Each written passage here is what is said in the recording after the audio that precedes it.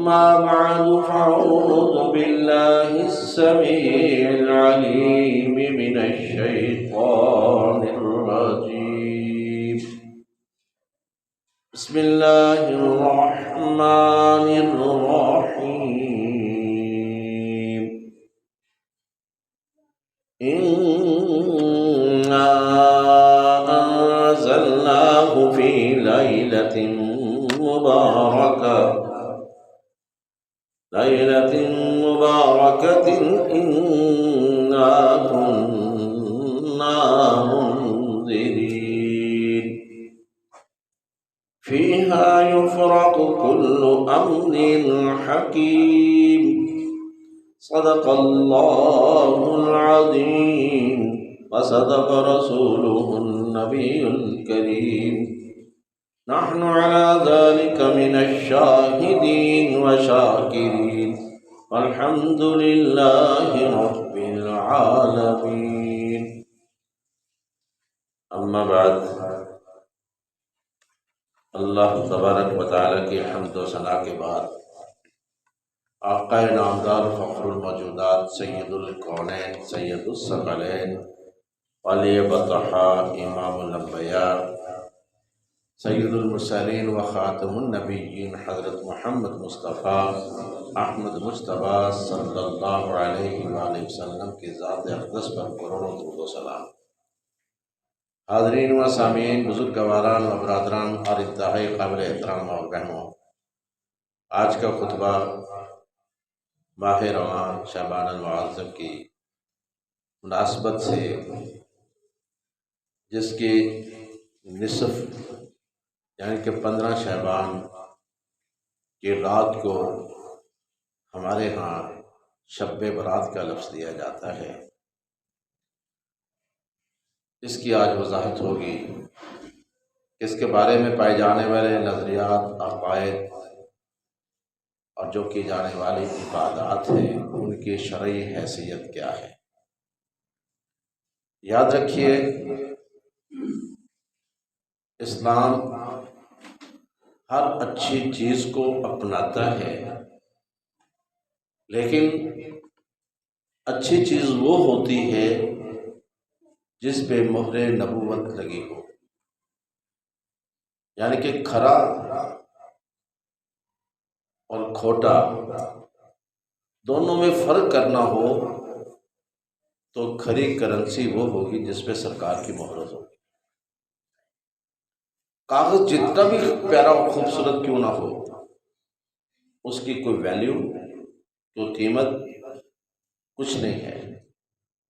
کاغذ اسی کی ویلیو ہے، چاہے وہ چھوٹا ہو، کیسا بھی ہو، جس پہ مہر سرکار لگی ہو، چلے گا وہی. عمل کتنے بھی خوبصورت کیوں نہ ہو، بڑے اچھے سہانے کیوں نہ لگے، وہ اللہ کی بارگاہ میں قابل قبول نہیں ہے جس پہ اللہ کے حبیب سرکار مدینہ صلی اللہ علیہ وسلم کی مہر نہیں لگی. 15 شعبان جسے ہم شب برات کہتے ہیں، شب ہے فارسی کا لفظ اور برات عربی کا لفظ، دونوں کی گڑبڑ ہوئی ہے. اس کا مطلب ہے کہ عربی نبی اقدس صلی اللہ علیہ وسلم کی وہاں سے چلی، بذریعہ فارس بان، فارس کے ذریعے آئی، یہاں تک پہنچی تو رستے میں فارسی کی آمیزش بھی ہوئی، شب کا اضافہ ساتھ کر دیا گیا. لیلۃ البرات کیوں نہیں، شب برات کیوں ہے؟ لوگ کہتے ہیں کہ یہ کچھ بھی ہے، عمل تو درست ہے. اور ہمارے ہاں اکثر علماء اس آیت مبارکہ کو لیلۃ المبارکہ کا لفظ کہہ کر کہتے ہیں کہ یہ لیلۃ المبارکہ ہے. انا انزلناہ فی لیلۃ مبارکہ، برکت والی رات یہ ہے. حالانکہ پہلے الفاظ جو ہے انا انزلناہ، بے شک ہم نے نازل کیا اس کو، فی لیلۃ مبارکہ، برکت والی رات میں۔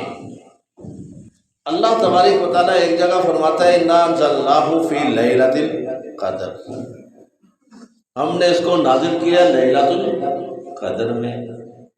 تو پھر نعوذ باللہ من ذالک، اگر میں یہ کہہ دوں کہ یہ برکت والی رات شب برات ہے، یعنی کہ شعبان کا مہینہ ہے،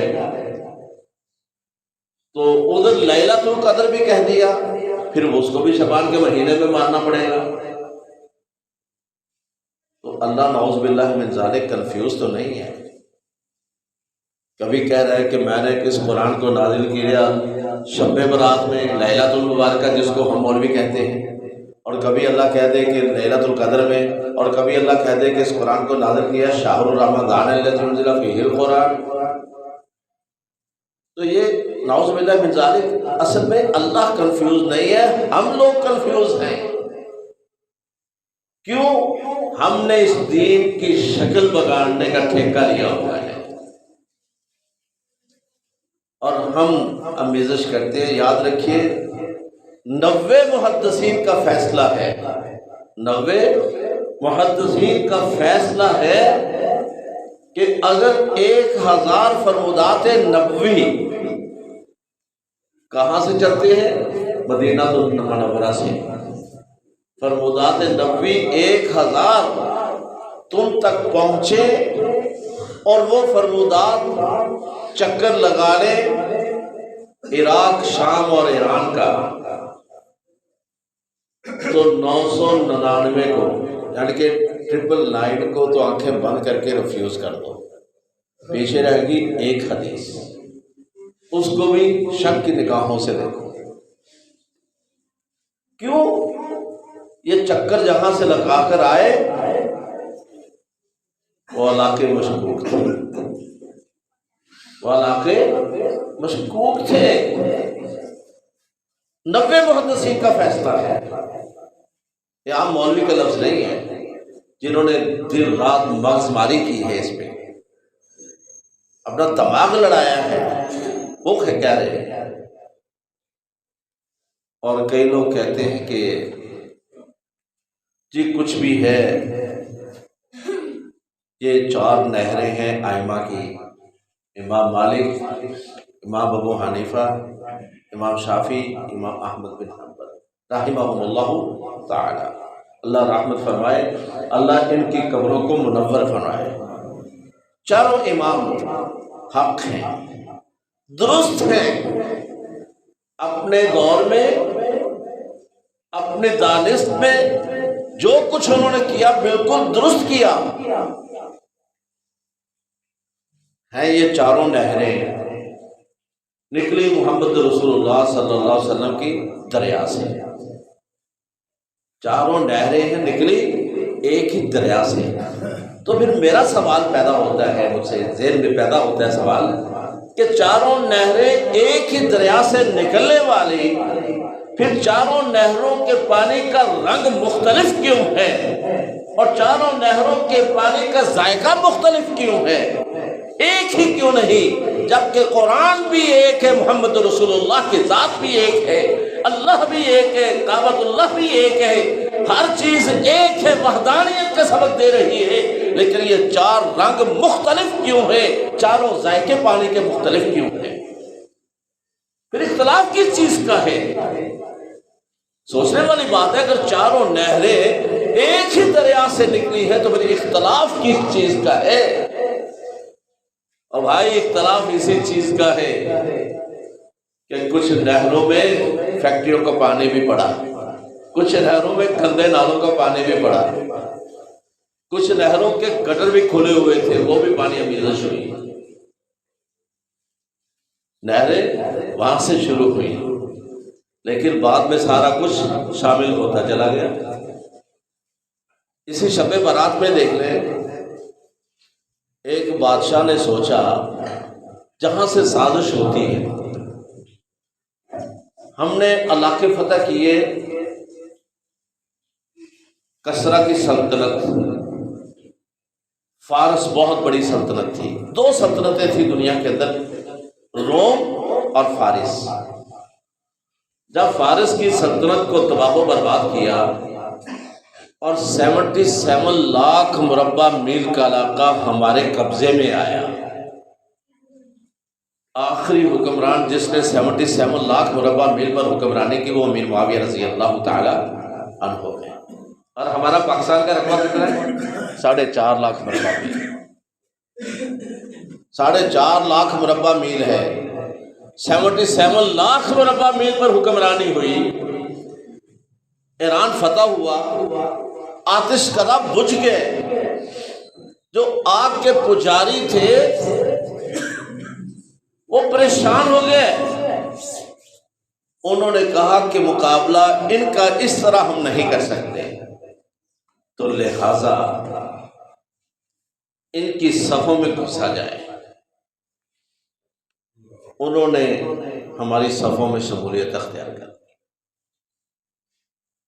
آتش کدہ کے مولوی کو، روحانی پیشوا کو برمک کہا جاتا ہے، برمک۔ تاریخ اٹھا لیں، خلیفہ ہارون رشید ایک برمکی عورت کا دودھ بھی پیا، رضائی بھائی بنا برمک کا، یحییٰ برمکی، خالد برمکی، جعفر برمکی، یہ لوگ ہماری سلطنت کے عہدے دار بنے، وزیر اعظم بنے، مختلف وزراء کے عہدوں پہ آئے اور ہماری مرکزی مساجد کو اپنے قبضے میں لیا۔ پھر کیا کیا؟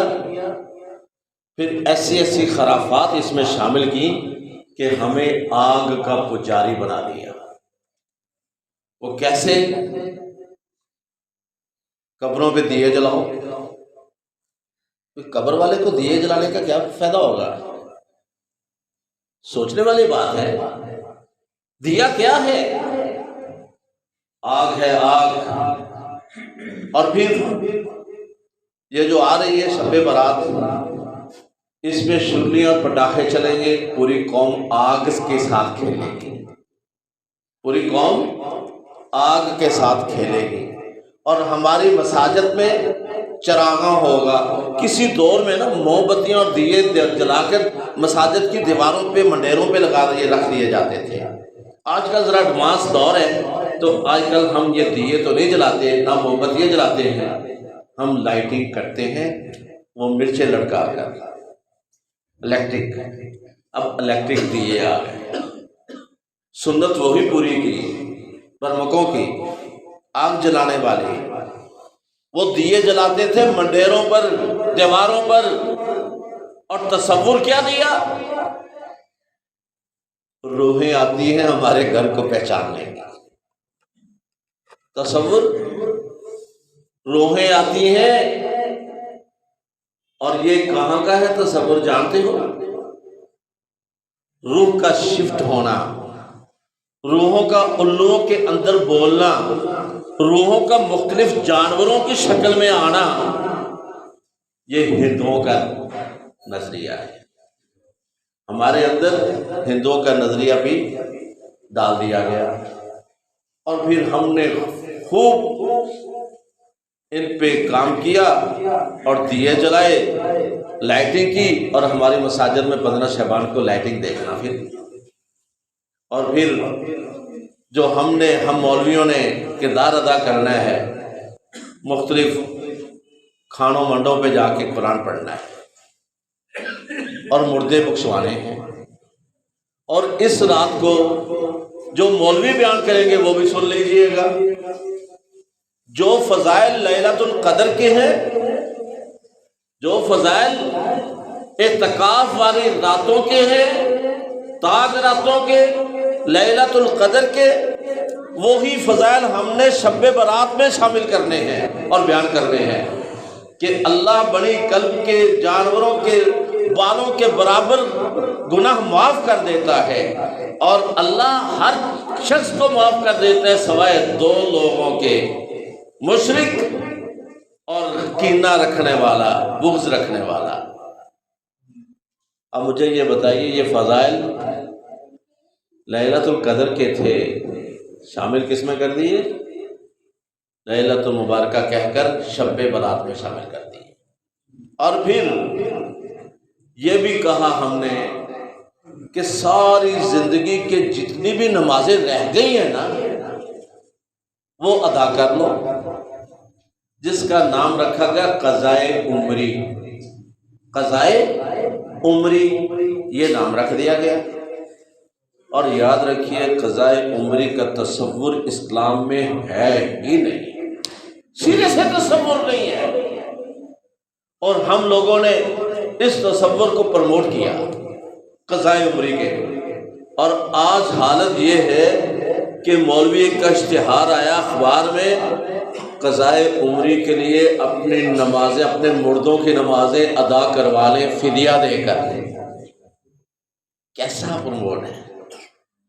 اشتہار ہے مولوی کا کہ اپنے مردوں کی جو فوت ہو گئے ان کی قضائے عمری ادا کروا لیں فدیہ دے کر۔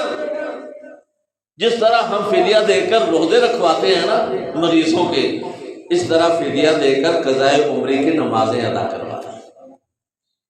سبحان اللہ، کیا دین پیش کیا جا رہا ہے! یہ دین ہے، دین کا چہرہ کیسے بگاڑا! اور پھر بات کیا ہے جی نماز، جی قرآن، کیا حرج ہے اس میں؟ اچھی چیزیں ہیں، مصالح مرسلہ، بہترین چیزیں ہیں، اس میں حرج ہی بھی کیا ہے؟ تو حضرت علی رضی اللہ تعالیٰ عنہ کا فرمان مجھے یاد آ جاتا ہے۔ آپ عیدگاہ میں بحیثیت امیر المومنین عید پڑھانے گئے، تو جب عید پڑھانے سے پہلے ہم جیسے صوفی کو دیکھا، وہ نماز پڑھ رہا تھا۔ نماز پڑھنا کوئی گناہ ہے؟ وہ نماز پڑھ رہا ہے عیدگاہ میں۔ نماز عید سے پہلے نفل نوافل پڑھنے میں کیا قباحت تھی؟ امیر المومنین نے دیکھا، حضرت علی رضی اللہ تعالی عنہ نے کہنے لگے، اے شخص، یہ کون سی نماز تو پڑھ رہا ہے؟ وہ کہنے لگا، یا امیر المومنین، مجھے یقین ہے کہ اللہ مجھے نماز پڑھنے کی وجہ سے سزا نہیں دے گا۔ اور واقعی بات اس کی بڑی درست تھی، بات درست تھی۔ امیر المومنین نے بڑے پیارے الفاظ فرمائے جو ہم سب کے لیے ایک بہت بڑا سبق اور درس ہے۔ فرمائے، ہاں مجھ علی کو بھی یقین ہے کہ اللہ تجھے نماز پڑھنے کی وجہ سے جہنم میں نہیں پھینکے گا، لیکن بالیقین علی یہ کہتا ہے کہ محمد رسول اللہ کی مخالفت میں تو جہنم میں ضرور جائے گا۔ کیوں؟ اس وقت اس جگہ پہ میدان عید میں عید کی نماز سے پہلے محمد رسول اللہ نے نماز نہیں دی، نماز نہیں دی۔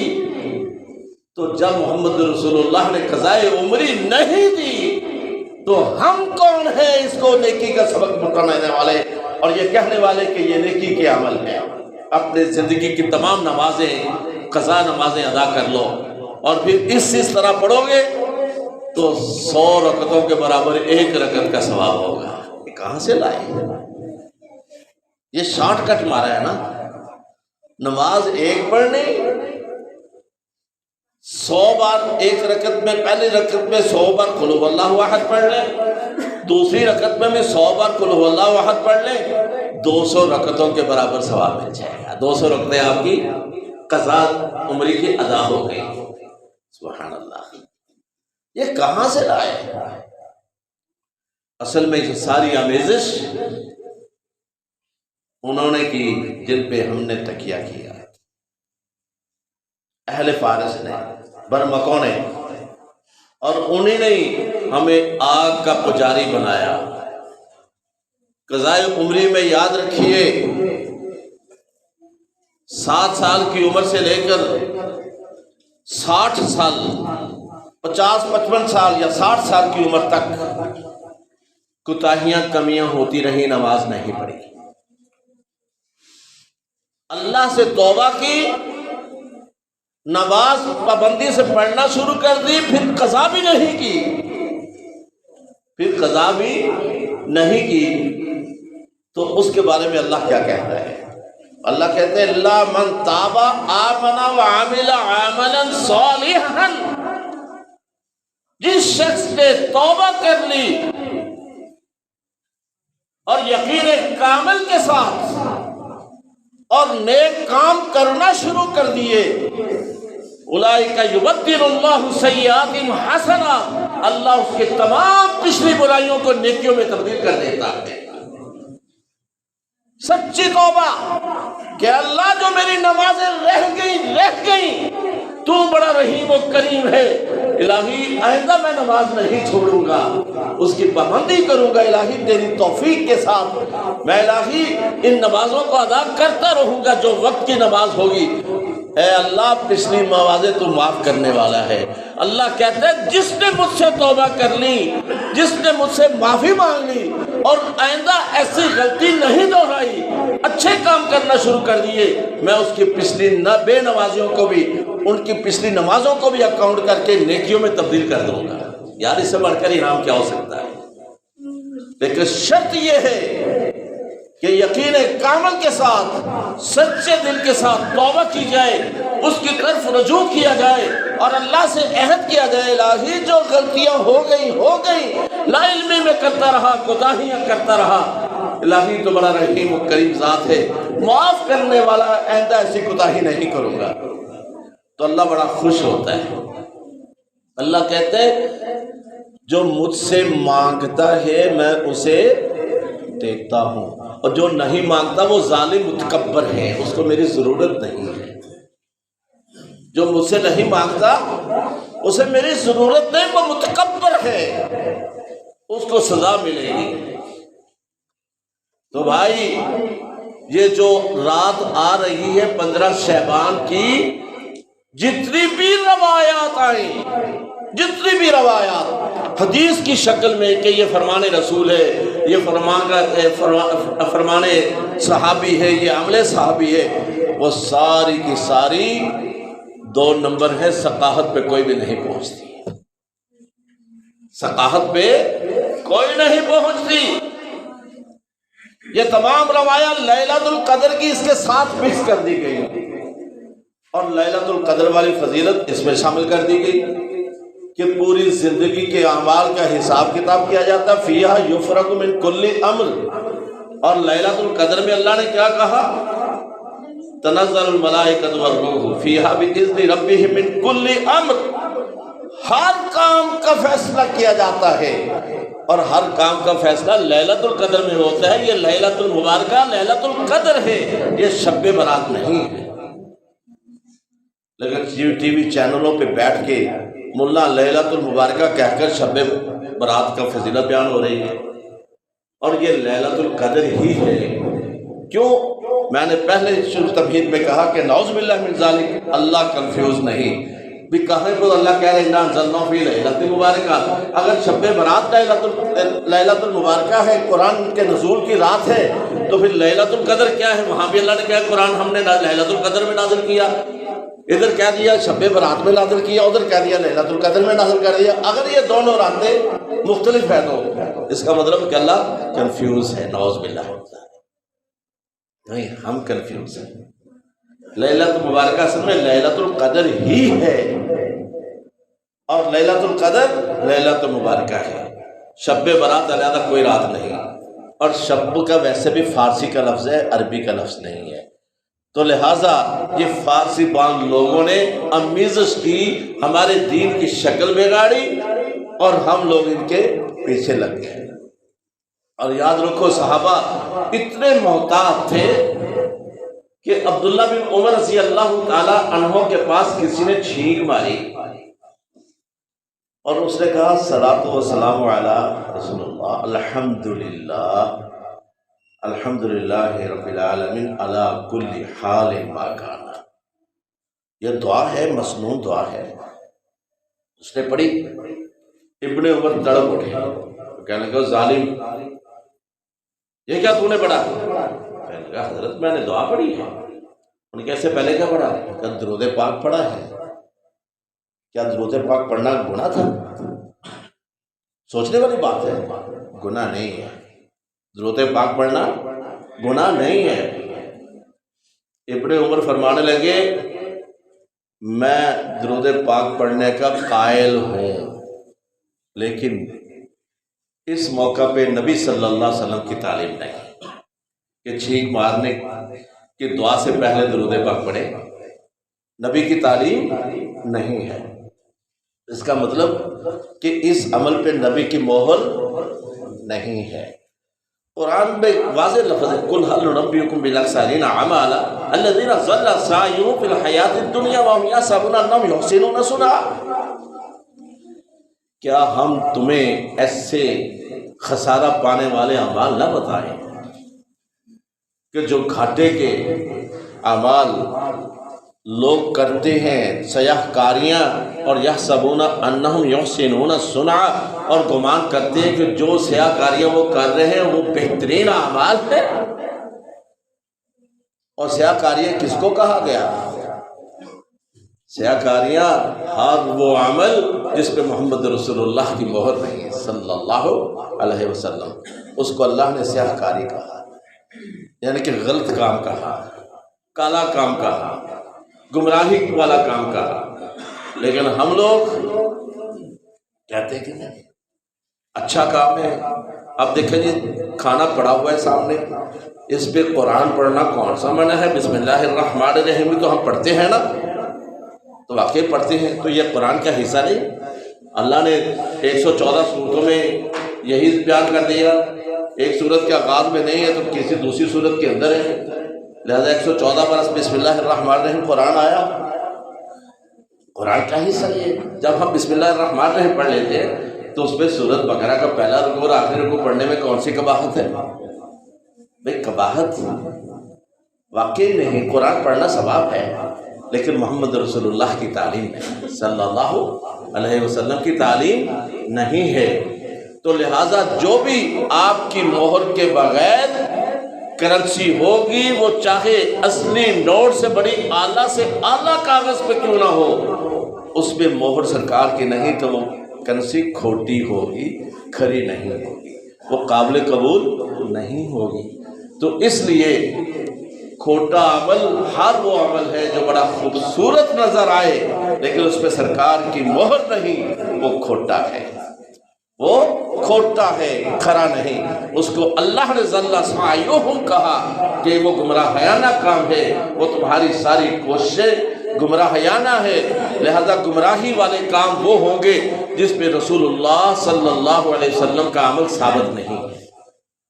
تو لہذا ہر وہ عمل کیا جائے جس پہ آقا صلی اللہ علیہ وسلم نے مہر ثبت کی ہو، کیونکہ سنت اسی عمل کو کہا جاتا ہے جو آقا کا فرمان ہو اور آقا کا عمل ہو، اور آقا صلی اللہ علیہ وسلم کے سامنے کیے جانے والے عمل پہ آپ کی خاموشی ہو، کیونکہ برا کام دیکھ کر نبی خاموش نہیں رہتا۔ جس عمل کو دیکھ کے نبی خاموش ہو گئے سمجھ لیجئے وہ عمل قابل قبول ہے، وہ عمل درست ہے، اس کو نبی نے خاموشی سے درستگی کی سند دے دی۔ لیکن جو ہم اپنی مرضی کا عمل کریں گے وہ تو ان تینوں درجوں میں نہیں آئے گا، اور اگر جھوٹ باندھ لیا پھر بھی مارے گئے۔ پہلے میں نے اصول بتا دیا 90 محدثین کا کہ 1000 حدیث آئے، فرمودات نبوی آئے چکر لگا کر، کہاں کا؟ عراق اور ایران کا، تو ان 1000 میں سے 999 کو آنکھیں بند کر کے ماننے سے انکار کر دیا، پیچھے رہ گئی ایک بیان، ایک روایت، اس کو بھی شک کی نگاہوں سے دیکھو۔ کیوں؟ وہ سازشوں کے علاقوں سے ہو کر آئی، سازشوں کے علاقوں سے ہو کر آئی۔ پہلے میں نے عرض کر دیا کہ اس دین کا بیڑا غرق کیا ان خاندانوں نے جن کے مذاہب کو ٹھیس پہنچی، اور سب سے بڑی ٹھیس فارس کو پہنچی اور ان کے آتش کدہ بجھے، اور انہوں نے ہم سے انتقام لیا، اور انتقامی شکل میں عبادات کے اندر انہوں نے اپنی آگ بھی شامل کر دی، اور وہ آگ کے نظارے اب 15 شعبان کی رات لے لینا، جب شرنیوں اور پٹاخوں سے قوم کھیلے گی اور ہماری مساجد میں بھی چراغاں ہوگا۔ اب تو الیکٹرکسٹی، لیکن اس دور میں دیے جلتے تھے، تو ہماری دوسرے لفظوں میں دیوں کی اشکال ہماری مساجد میں بھی ظاہر ہوگی۔ تو اللہ تبارک و تعالیٰ سے دعا ہے کہ اللہ ہمیں آگ کے پجاریوں سے بچائے اور آگ کی پوجا کرنے سے بھی بچائے۔ اللہ تبارک و تعالیٰ اپنے حبیب صلی اللہ علیہ وسلم کا متبع اور مطیع بننے کی توفیق عطا فرمائے۔ اللہ سچا اور سچا متبع بنائے۔ وآخر دعوانا ان الحمد للہ رب العالمین۔